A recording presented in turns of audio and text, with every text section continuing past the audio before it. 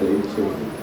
మాలో ఉంటున్నటువంటి లోపాలు ఉన్నాయని తండ్రి మమ్మల్ని తీసుకుని ప్రభు ఈ వాక్యానుసారమైనటువంటి జీవితం జీవించడానికి సతు ప్రాముఖ్యంగా తండ్రి ఆలయం చుట్టూ ఖర్చు వేసి నీ దూతను కావాలొచ్చు మాకు కావాల్సినటువంటి మాటలు తండ్రి సక్రమంగాను సరళంగాను ఆలోచింప చేసేనైనా తండ్రి మాటల ద్వారా తండ్రి కొన్ని మాట్లాడతానుకుంటున్నాం.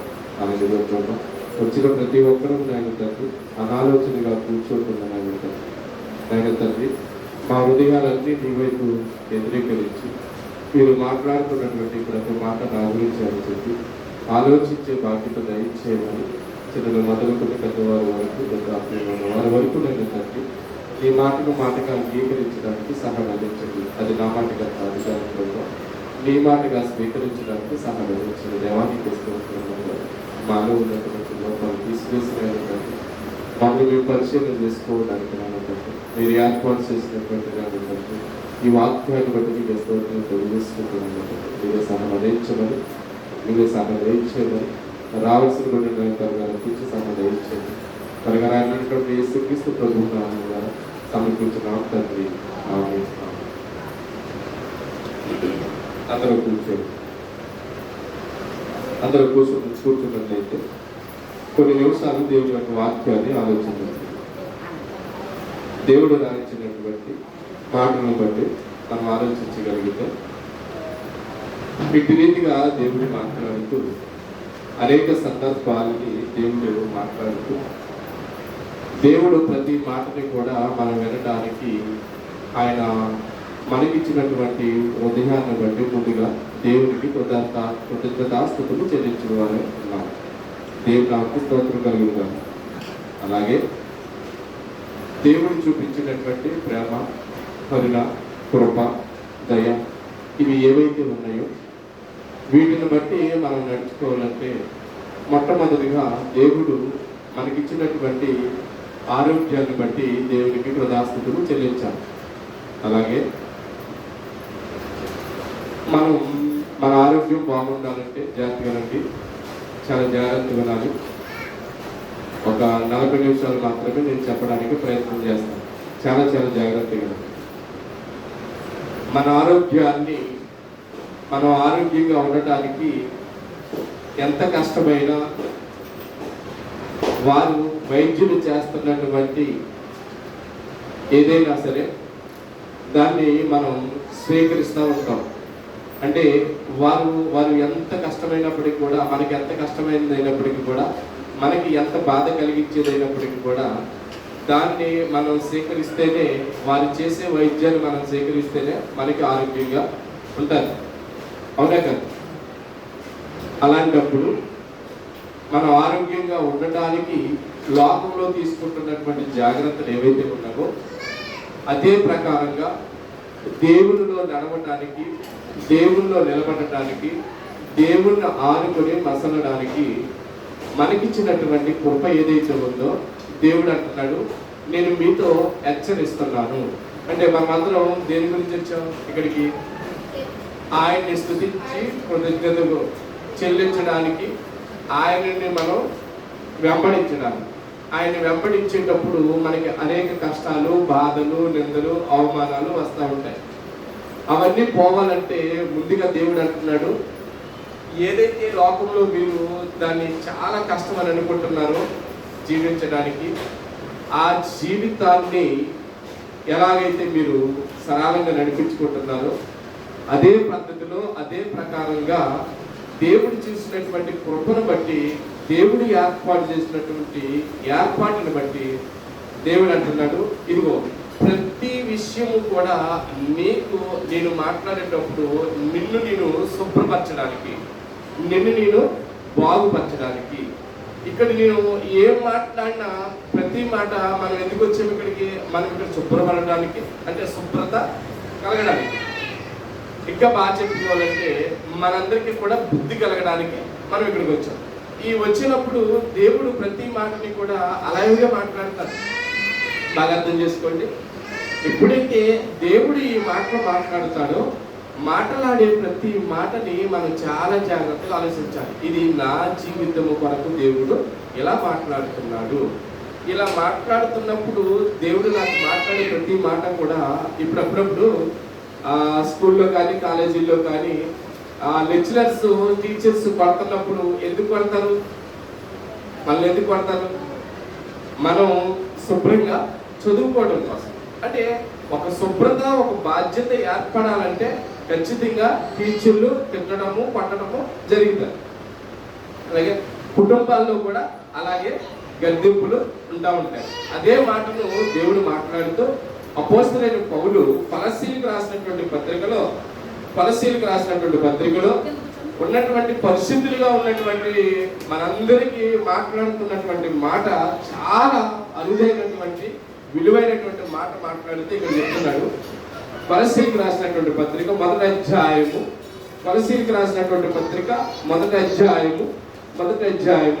28వ వచనం. మొదటి అధ్యాయము 28వ వచనం. 28 చదవాలి. ప్రతి మనుష్యుని క్రీస్తునందు సంపూర్ణునిగా చేసి ఆయన ఎదుట నిలవబెట్టవలెనని మనమందరము కూడా క్రీస్తు ఎదుట ఎలా ఉండటానికి?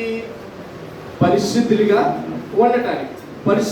ఉండటానికి క్రీస్తు ఎదుట మనమందరము కూడా ప్రతి మనుష్యుని క్రీస్తునందు సంపూర్ణునిగా, అంటే పూర్తిగా యేసుని యొద్ద, అంటే దేవుని యొద్ద నిలబెట్టడానికి ఆయన ఎదుట నిలబెట్టడానికి. అంటే మనందరము కూడా క్రీస్తు రెండవ రాకడ వచ్చేసరికి మనమందరము కూడా ఆయన ఎదుట నిలబడాలి. ఆయన ఎదుట రెండవ రాకడ వచ్చే సమయానికి మనం ఆయన ఎదుట నిలబడాలి. ఎలా నిలబడాలి?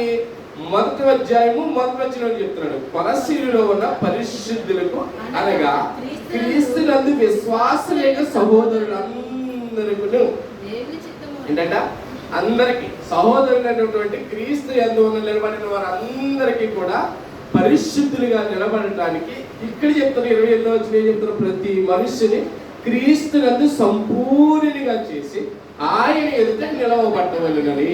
ఏంటంట? నిలవబడవలెనని ఆయన ఎదుట ఖచ్చితంగా మనం వచ్చే సమయానికి, అంటే ఆయన వచ్చే సమయానికి మనం ఎలా ఉండాలి? ఆయన ఎదుట పరిశుద్ధునిగా నిలవబడాలి, పరిశుద్ధునిగా కనబడాలి. పరిశుద్ధిగా నిలబడాలి, పరిశుద్ధిగా కనబడాలంటే రక్షణ అనేది చాలా ప్రాముఖ్యమైనది. మొట్టమొదటిగా ఈ రక్షణ అనేది ప్రాముఖ్యమైనది. దాన్ని కాసేపు పక్కన పెడితే, ఆ మాటను పక్కన పెడితే, ముందుగా మనం రక్షణ తీసుకోవడానికి ముందుగా కొన్ని యాంటిట్లు, అంటే కొన్ని మాటలు ఉంటాయి. ఆ మాటలు అంటే మనల్ని పొడవబడతాయి. ఆ పొడవబడినటువంటి మాటలు ఎప్పుడైతే పొడవబడతాయో అప్పుడు మనం ఆటోమేటిక్గా దేవుని దగ్గర నేను తప్పు చేశాను అని ఎప్పుడు తెలుస్తుంది? దేవుడు మాట్లాడినటువంటి మాటను బట్టి నువ్వు తప్పు చేసిన విషయం తెలుస్తుంది. అంతే కదండి.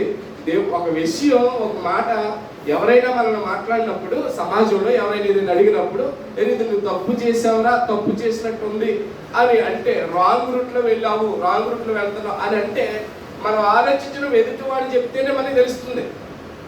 లేకపోతే ఎవరు అడ్డుకోవడం కానీ, ఎవరు ఎదురు రావడం కానీ, ఏం లేదులే, పర్వాలేదులే అని అనిపిస్తారు.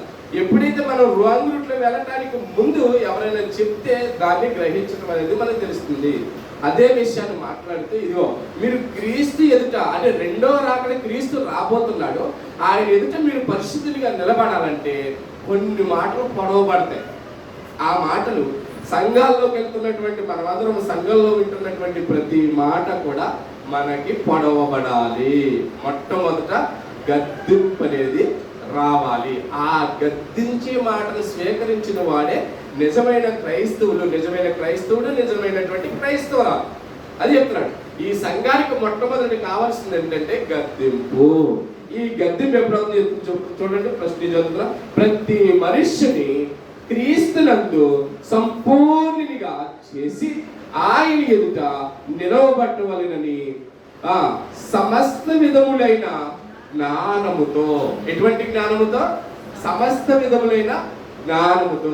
ఆయన వచ్చేసరికి సమస్తమైన జ్ఞానముతో మనం నిలబడాలి. సమస్తమైనటువంటి జ్ఞానం అంటే ఇటు లోక జ్ఞానము కావాలి, ఇటు కుటుంబ జ్ఞానము కావాలి, ఇటు యవనస్తుల జ్ఞానం కావాలి, ఇటు బాలురు జ్ఞానం కావాలి, ఇటు వృద్ధాప్యులు ఉన్నటువంటి జ్ఞానము కావాలి.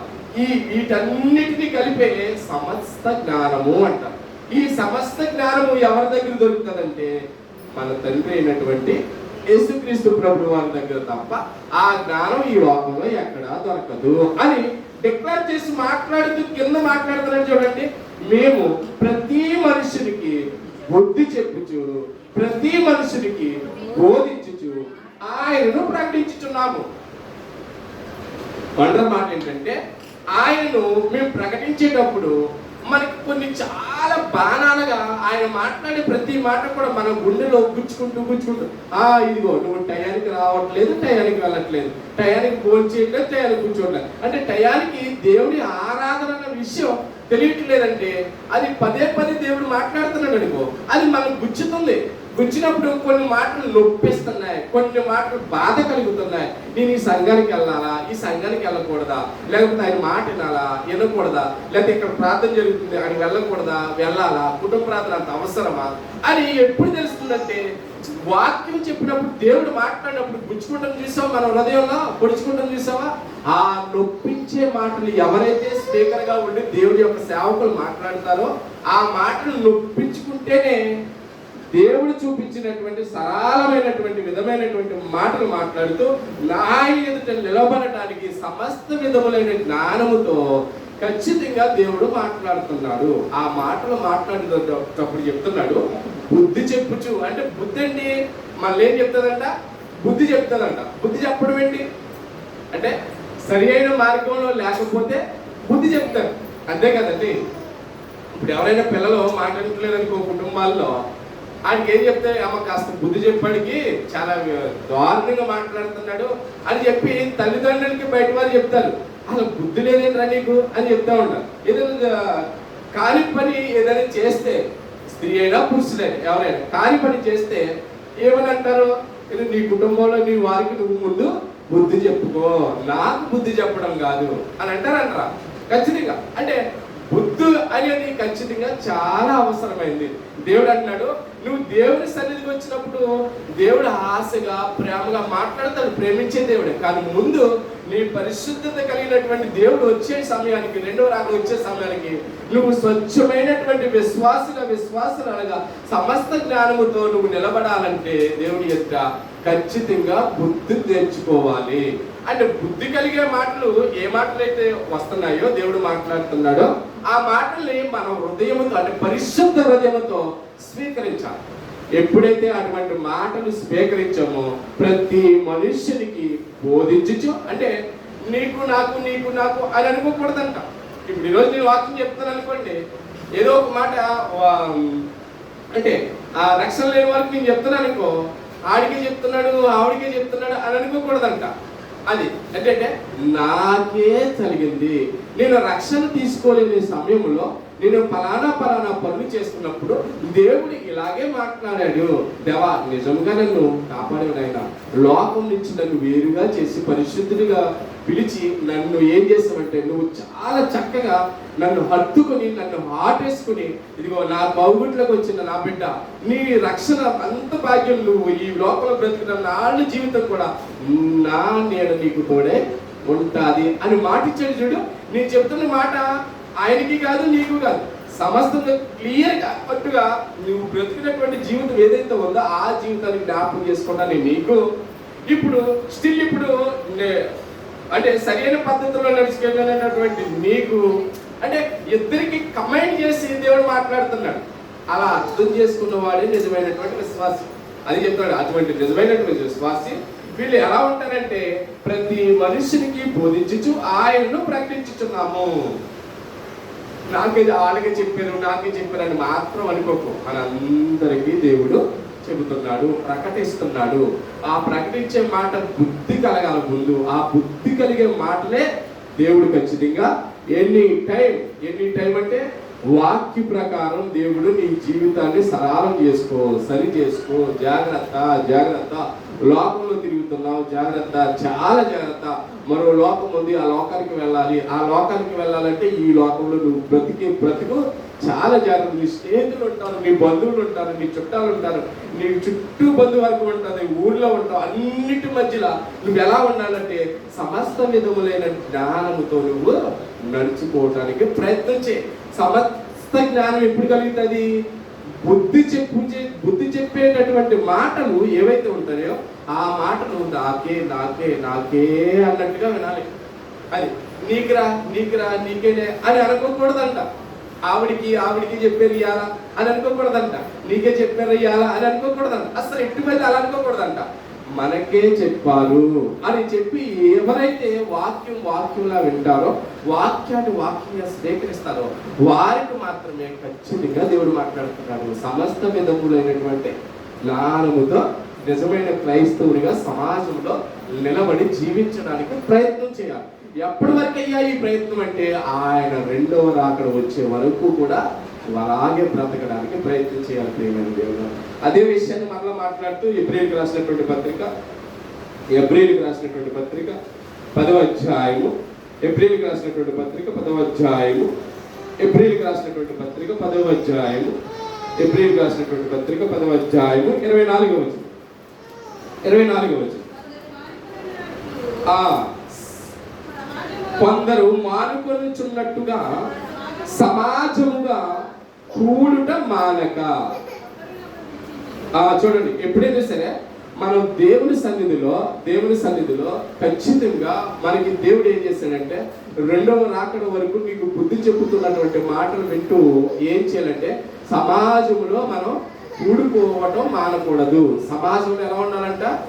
ఒకరినొకరు పురిగొలుపుకుంటూ, ఒకరినొకరు హెచ్చరించుకుంటూ, ప్రతిదీ కూడా ప్రతి మాట కూడా ఎలా స్వీకరించాలంటే హెచ్చరిక అనేది ఉండాలి. ఆ మాటలు మాట్లాడుతూ చదవమ్మా. కొందరు మానుకొనిచున్నట్టుగా సమాజముగా కూడుట మానక, అంటే కొందరు మానేస్తున్నారు.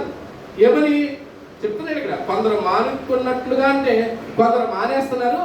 ఎలా అంటే సమాజంలో కొందరు చాలా మంది క్రైస్తవులు, నేను యూట్యూబ్లో చూస్తున్నాను కదా, లేకపోతే నేను సెల్లో చూస్తున్నాను కదా, ఎప్పుడు చెప్పే వాక్యమే కదా, ఏముందిలే, వాళ్ళు ఏమి మాట్లాడుకుంటారో, వాళ్ళు ఏం కూడుకుంటారులే, వాళ్ళు ఎప్పుడు చేసే బైబిల్ పరీక్ష కదా, ఏముందిలే, ప్రతి సంవత్సరం కూడా పెట్టే కూడికలే కదా, మీటింగ్లే కదా అని చెప్పి సమాజంలో చాలా మంది మానేస్తున్నారంట.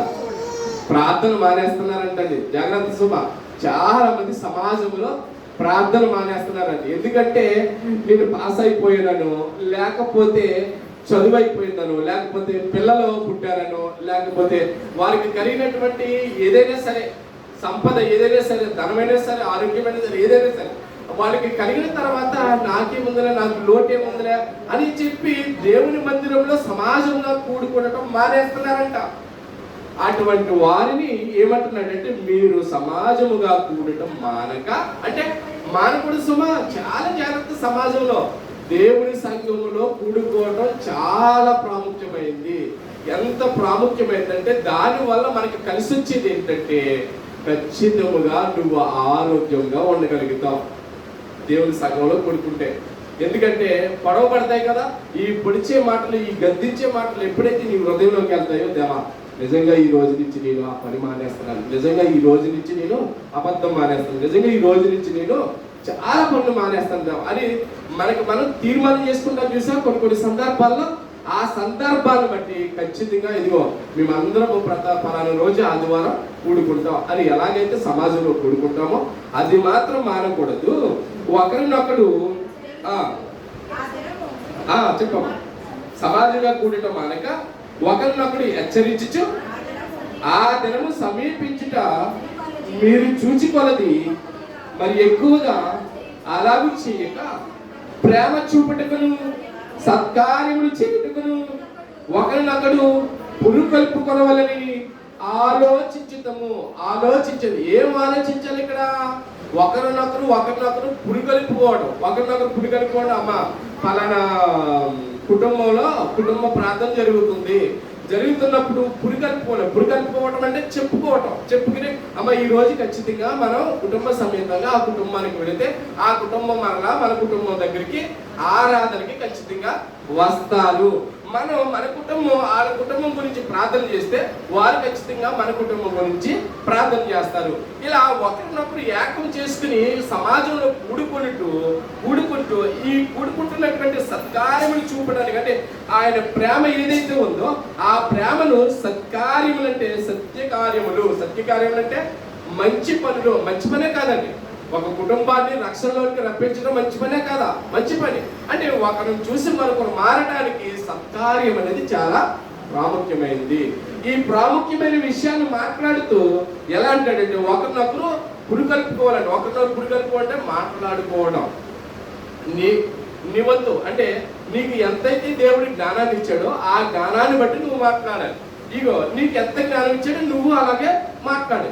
ఇద్దరు మాట్లాడికి ఒకే వేలో, అంటే ఇద్దరు నమ్మింది ఒకే క్రైస్తవుని, ఒకే జీవితాన్ని, ఒకే క్రీస్తుని అంగీకరించిన మీరిద్దరు కూడా ఒకే మనస్తత్వం కలిగి ఉండటమే ప్రాముఖ్యమైనది. కుటుంబాల్లో వేరువేరుగా కుటుంబాలు ఉంటే కనుక ఎప్పటికీ ఆనందం అనేది కుటుంబాల్లో కలగదు. అందుకంటే దేవుడు అదే విషయానికి ముందు మాట్లాడితే ఏమంటున్నాడంటే ఒకరినొకడు హెచ్చరించు. హెచ్చరికలు తెలుసు కదా మనందరికీ. హెచ్చరికలు ఎలా ఉంటాయంటే, హెచ్చరికలు చాలా మంది మనకు తెలుసు కదా. ఈరోజు ఇప్పుడు 2-3 రోజులు ఏదైనా ఇప్పుడు వాతావరణం బాగోలేదు అని చెప్పి 2-3 రోజులు 4 రోజుల ముందే మనకు ఒక హెచ్చరిక అనేది వస్తుందా రాదా? ఖచ్చితంగా వస్తుంది హెచ్చరిక. స్కూల్కి పిల్లలు వెళ్ళకండి, కాలేజీలకు పిల్లలు వెళ్ళకండి, పనులకు పిల్లలు వెళ్ళకండి, ఎక్కడికి కూడా ఎవరు కదలకండి. ఇదిగో చాలా చాలా ఘోరమైనటువంటి ఈ వాతావరణం ఏర్పడింది, అల్పపీడనం ఏర్పడింది అని ఇది ఎవరు చెప్తున్నారు? హెచ్చరిస్తున్నారు. హెచ్చరించడం అంటే పలానా పని చేయకూడదు, పలానా ఎక్కడికి కూడా ప్రయాణాలు చేయకూడదు. ఇది ఒక హెచ్చరిక. అంటే నువ్వు సరిగా ఖచ్చితంగా నువ్వులా ఉండాలంటే, నువ్వులా కనబడాలంటే, మళ్ళా ఈ రోజు నువ్వు ఉన్నట్టు సేమ్ నువ్వు ఎలా అయితే ఉన్నావో అదే పరిస్థితిలో నువ్వు అలాగే ఉండాలంటే ఖచ్చితంగా ఆ హెచ్చరించినటువంటి మాటలు వినకుండా వెళ్ళిపోతే అక్కడ చెట్టు పడిపోవచ్చు, ఏదైనా పడిపోవచ్చు, ఏదైనా జరగవచ్చు. అంటే ముందుగానే ఏం చేస్తున్నారు వీళ్ళు? లోకంలో హెచ్చరిస్తున్నారు. ఏమని? పలానా రోజున, పలానా 2 రోజులు 3 రోజులు చాలా వాతావరణం చాలా కండిషన్ బాగోదు, అల్పపీడనం ఏర్పడింది అని హెచ్చరిస్తున్నారా లేదా? హెచ్చరిక. ఇది కూడా హెచ్చరిక. ఇలా హెచ్చరించినప్పుడు, ఇలా తుఫాను ఇవన్నీ కూడా హెచ్చరించినప్పుడు, అలాగే మనకు కూడా దైవజనులు కూడా ప్రతి విషయంలో కూడా చాలా సందర్భాల్లో హెచ్చరిస్తారు. హెచ్చరించండి. ఇలా హెచ్చరించకపోతే అలా ఎలాగైతే నువ్వుగా కనబడవలవో ఇక్కడ కూడా దేవుని సన్నిధిలో కూడా హెచ్చరింపే మాటలు లేకపోతే నిజమైనటువంటి సంఘమే కాదు. ఇది వాక్యం చెప్తుంది. అది చెప్తున్నాడు. ఇక్కడ ఏమని చెప్తున్నాడంటే ఇదిగో చాలా జాగ్రత్త, ఒకరినొకడు హెచ్చరించుచు ఆ దినము సమీపించటం మీరు చూచిన కొలది. ఏంటంటే మీరు ఆ సమీపమైనటువంటి ఆ దినము అంటే 2వ రాకడ సమయం వరకు కూడా మీరు ఆ దినాన్ని చూసే వరకు కూడా ఏం చేస్తారంటే దైవజనులుగా నిలబడిన వారు ప్రతి ఒక్కరు కూడా హెచ్చరిస్తారు. హెచ్చరించడం అంటే అమ్మ తలకి ముసుగేసుకో, అమ్మ జాగ్రత్త, నువ్వు టయానికి ప్రార్థనకు రా, చాలా జాగ్రత్త, ప్రార్థన చేసుకో, లేకపోతే నువ్వు చాలా రక్షణ తీసుకో, ఈ రక్షణ తీసుకోకపోతే నీ కుటుంబం ఇలాగ అయిపోతుంది, నువ్వు ఇలా అయిపోతావు. దేవుడు విలువైనటువంటి మాటలతో తన యొక్క జ్ఞానాన్ని ఇస్తున్నాడంటే ఆ జ్ఞానం పొందుకోవాలంటే, ఆ పరిశుద్ధాత్మను పొందుకోవాలంటే ఖచ్చితంగా నీ కుటుంబాలంతటికి కూడా రక్షణ అవసరం అని ఎందుకు చెప్తున్నాడు? హెచ్చరిస్తున్నాడు. హెచ్చరించడం అంటే ఎప్పుడైతే ఇలా సమాజంలో హెచ్చరించడం కాదు, కానీ దేవుడే ఇలాంటి హెచ్చరిక మాటలు, అనేకమైన మాటలు దేవుడు మనందరితో మాట్లాడతాడు ప్రతి వారం కూడా. ఆ మాట్లాడుతున్నటువంటి మాటలను మన హృదయంతో స్వీకరించగలిగితే దేవుడు అంటాడు, పేతురు రాసినటువంటి రెండో పత్రిక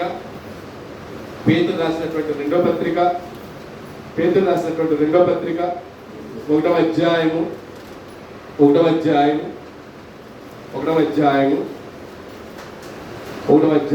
వచనం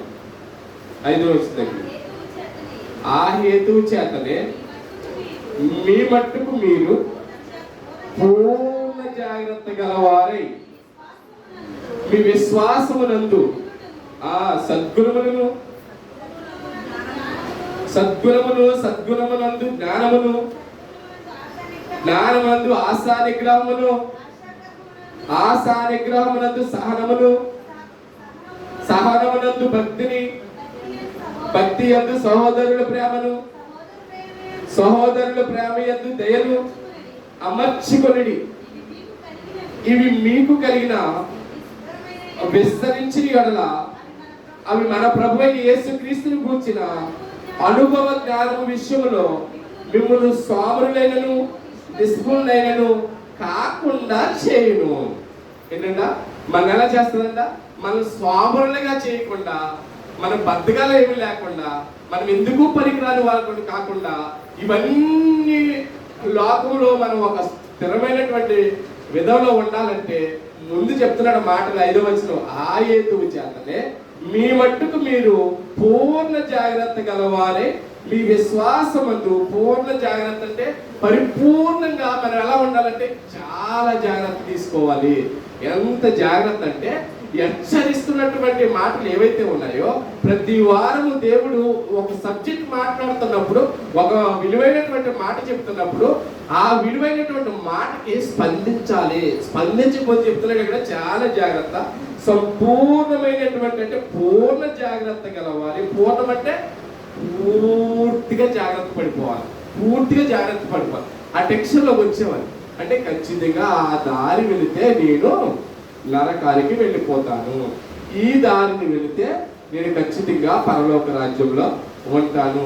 ఇక్కడ ఈ బాధలు, ఈ పళ్ళు కొరకటాలు, ఈ ఏడ్పులు ఏమి ఉండవు. ఇక్కడ చాలా విలువైనటువంటి ఒక తేజో మహిమల నా హృదయం, నా యొక్క ఆత్మ ఎలా ఉంటుందంటే పూర్ణ ఆత్మ అంటే నిజమైనటువంటి ఆత్మ ప్రియమైన దేవుడు. ఆ నిజమైనటువంటి ఆత్మను పొందుకోవాలంటే, నిజమైనటువంటి స్వస్థమైనటువంటి స్వచ్ఛ స్థలానికి మనం చేరాలంటే చెప్తున్నాడు పూర్ణ జాగ్రత్త గలవారే. మీ విశ్వాసమునందు సద్గుణమునందు జ్ఞానమును. అంటే విశ్వాసం ఉన్నప్పుడు సద్గుణం ఉండాలి. సద్గుణం ఉంటే జ్ఞానం ఉంటుంది. జ్ఞానమందు ఆశానిగ్రహం ఉంటుంది. ఆశానిగ్రహమందు సహనం ఉంటుంది. చూడండి, ఒకదానికి ఇలా నీకు అన్ని వచ్చేస్తాయండి. అంటే ఒక హెచ్చరిక మాట అంటే చాలా జాగ్రత్త పడిపోతాడు మన కుటుంబంలో. అటు వెళ్ళకూడదు అన్నప్పుడు ఇంకా అటు వెళ్ళడు. అదేం జరిగినా ఖచ్చితంగా సరళమైనటువంటి మార్గంగా మనకి ఏర్పాటు అయిపోతుంది ప్రియమైన దేవుడు. అదే చెప్తున్నాడు ఇక్కడ. ఏం చెప్తున్నాడంటే విశ్వాసమందు సద్గుణమునందు జ్ఞానమును. ఆటోమేటిక్ గా మనకి ఏమొచ్చేస్తుంది? జ్ఞానం వచ్చేస్తుంది. జ్ఞానం వచ్చిన తర్వాత ఏమొచ్చేస్తుంది? ఆశానిగ్రహం వచ్చేది. ఆశానిగ్రహం నందు ఏమొచ్చేస్తుంది? సహనం వచ్చేస్తుంది.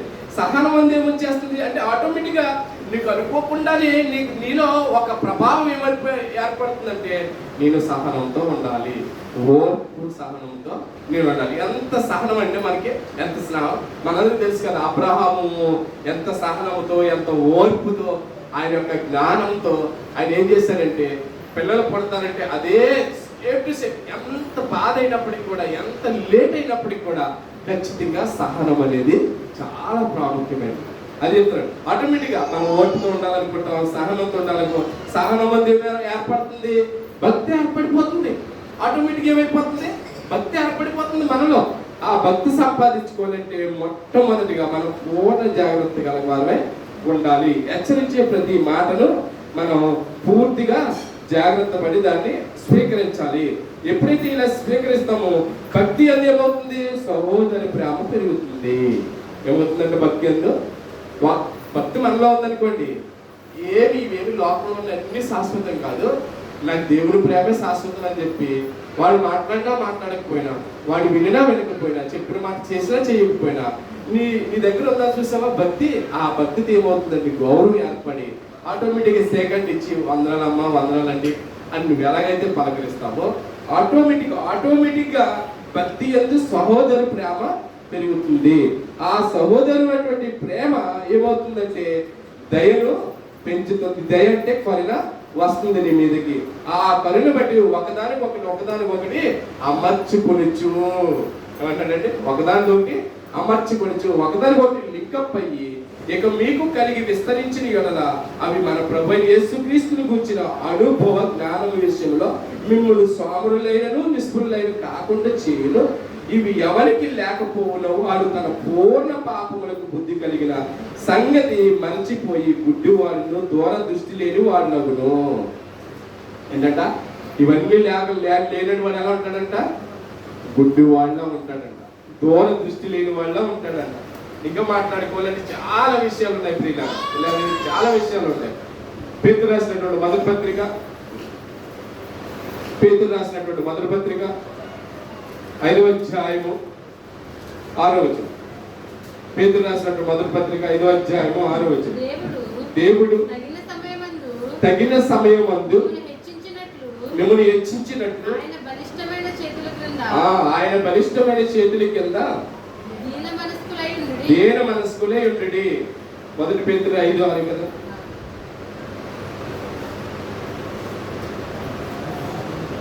పేతురు రాసినట్టు మొదటి పత్రిక 5:6 వచనం. దేవుడు తగిన సమయమందును హెచ్చించినట్లు 5వ వచనం దగ్గర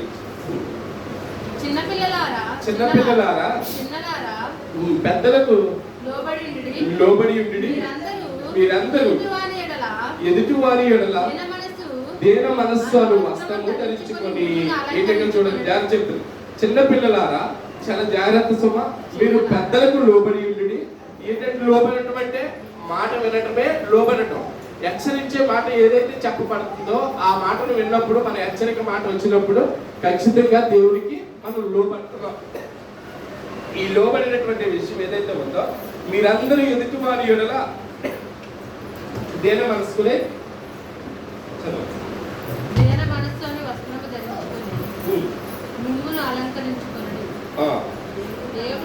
దేవుడు అహంకారులను ఎదిరించి దీనులకు కృపానుగ్రహించును. దేవుడు తగిన సమయమందు మిమ్మల్ని హెచ్చించినట్టు ఆయన బలిష్టమైన చేతి క్రింద దీన మనస్కులై ఉండుడి. చూడండి, ఎప్పుడైతే పెద్దలకి లోబడి ఉంటామో, ఎప్పుడైతే పెద్దలకు లోబడి ఉంటారో, దేన మనస్సు అనే వస్త్రము ధరించుకొని మిమ్మును అలంకరించుకొనిడి. దేవుడు అహంకారులను ఎదిరించి దీనులకు కృప కలిగించును. దేవుడు తగిన సమయమందు మిమ్మును హెచ్చించినట్లు ఆయన బలిష్టమైన చేతి కింద దీన మనస్కులై ఉండుడి. ఎప్పుడైతే ఆయన తగిన సమయమందు మనందరినీ కూడా దేవుడు హెచ్చిస్తాడు. ఎప్పుడు? ఆయన రక్షణ మార్గంలోనికి వెళ్ళాలనుకున్నప్పుడు, ఆయన రక్షణ మార్గంలో నడవాలనుకున్నప్పుడు, ఆయన రక్షణ త్రోవలో మనం నిలబడుతున్నాం అనుకున్నప్పుడు ఖచ్చితంగా దేవుడు హెచ్చరించే మాటలు ఖచ్చితంగా మాట్లాడతాడు. బుద్ధి చెప్పే మాటలు మనం స్వీకరించాలి. బుద్ధి కలగడానికే మనకి ఇవన్నీ కూడా ప్రతి వారం కూడా జరుగుతుంది. యాకోబు రాసినటువంటి పత్రిక 5వ అధ్యాయం, యాకోబు పత్రిక 5వ అధ్యాయం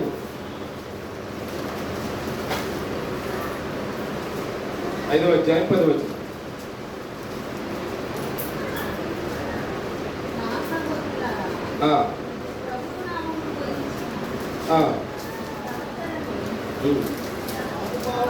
నా సహోదరులారా, ప్రభువు నామమును బోధించిన ప్రవక్తలను సమాన భావములకు ఓపికను మాదిరిగా పెట్టుకొనిడి. ప్రతి ఒక్కరూ కూడా ఓపికను మాదిరిగా పెట్టుకోవాలి. ఓపిక కలిగి మనం జీవించాలి. ఓపిక సమానమైనటువంటి ఓపిక మనలో ఉండాలి. అబ్రహాము గారికి ఓపిక ఉందా లేదా? ఓపిక, చాలా ఓపిక అండి. ఎంత ఓపిక ఉందంటే ఆదికాండం మొత్తం మనం చూసుకుంటే ఆయన ఓపిక గురించి మనందరికీ తెలుసు. ఎందుకంటే మొట్టమొదట తనకి ఇచ్చినటువంటి ఇసాకు కూడా ఇవ్వడానికి కూడా వెనుతిరగలేదు.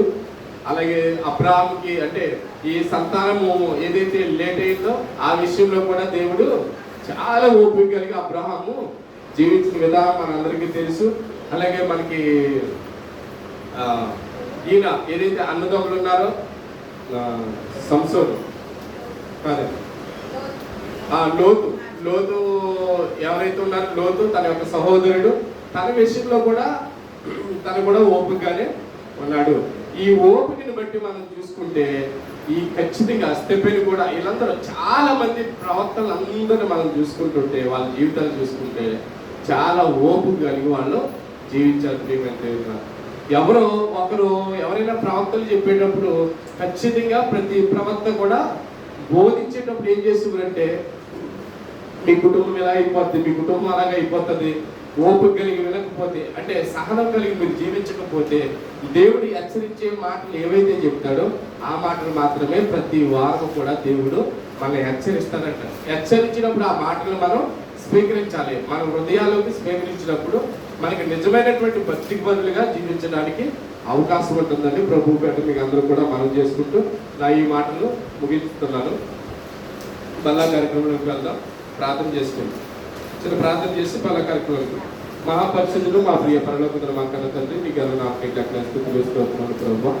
ఇదిగో నేను తండ్రి రీతిగా నేను తండ్రి మీరు ఏర్పాటు చేసినట్టు ప్రణాళిక దినములు నేను తండ్రి మీరే సహాయం అందించారు ప్రభావ. ఇదిగో నేను తండ్రి ఇదిగో ప్రభావ